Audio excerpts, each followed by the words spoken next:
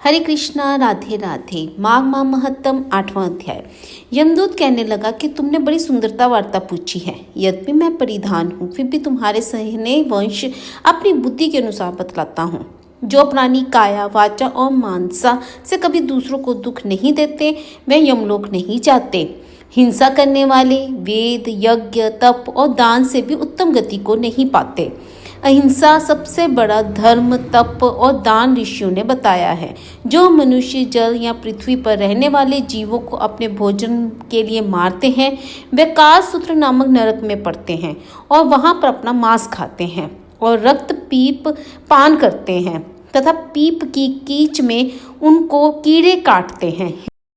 हिंसक जनमाद काने, कुबड़े, लूले, लंगड़े, दरिद्र और अंगहीन होते हैं।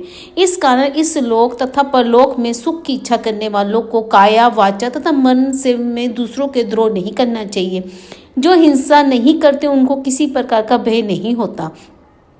जिस तरह सीधी और टेढ़ी दोनों प्रकार की बहने वाली नदियां समुद्र में मिल जाती हैं, वैसे ही सर्वधर्म अहिंसा में प्रवेश कर जाते हैं।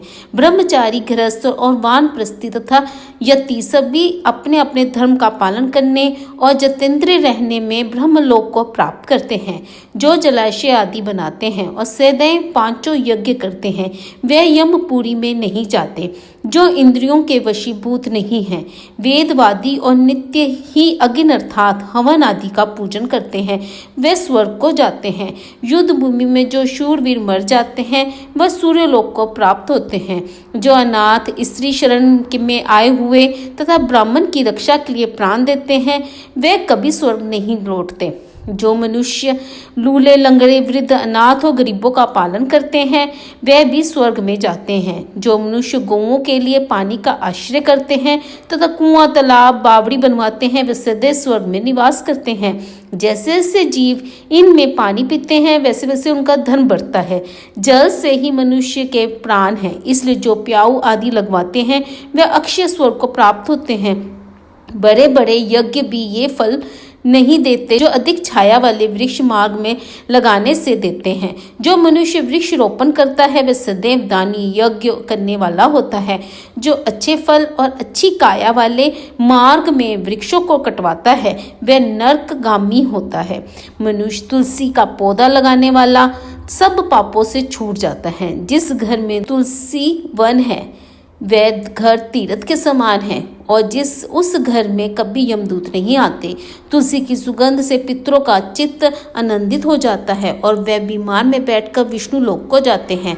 नर्मदा नदी का दर्शन, गंगा का स्नान और तुलसी दल का स्पर्श, ये सब बराबर बराबर फल देने वाले हैं। हर एक द्वादशी को ब्रह्मा भी तुलसी का पूजन करते हैं। रत्न, सोना, फूल तथा मोती की माला के दान का इतना पुण्य नहीं होता जितनी तुलसी की माला के दान का है। जो फल आम के 1000 और पीपल के 100 वृक्षों को लगाने से होता है, वह तुलसी के एक पौधे के लगाने से होता है। पुष्कर आदि तीर्थ, गंगा आदि नदी, वासुदेव आदि देवता सब ही तुलसी में वास करते हैं। जो एक बार, 2 या 3 बार रेवा नदी में उत्पन्न शिव मूर्ति की पूजा करता है अथवा स्फटिक माला के अथवा स्फटिक रत्न के पत्थर के आप से आप मिल निकले हुए तीर्थ में, पर्वत या वन में रखी हुई शिव की मूर्ति की पूजा करता है और सदैव ओम नमः शिवाय मंत्र का जाप करता है, यमलोक की कथा भी नहीं सुनता, प्रसंग, शत्रुता, अभिमान से शिव पूजा के समान पापों को नष्ट करने वाला तथा कीर्ति देने वाला 3 लोक में और कोई नहीं है। जो शिवालय स्थापित करते हैं, वे शिवलोक में जाते हैं। ब्रह्मा, विष्णु तथा शिव का मंदिर बनाकर मनुष्य वैकुंठवासी होता है। जो भगवान की पूजा के लिए फूलों का बाग लगवाते हैं, वे धन्य हैं। जो माता पिता, देवता और अतिथियों का सदैव पूजन करते हैं, वह ब्रह्मलोक को प्राप्त होते हैं। माघ माह महत्तम 8वां अध्याय समाप्त।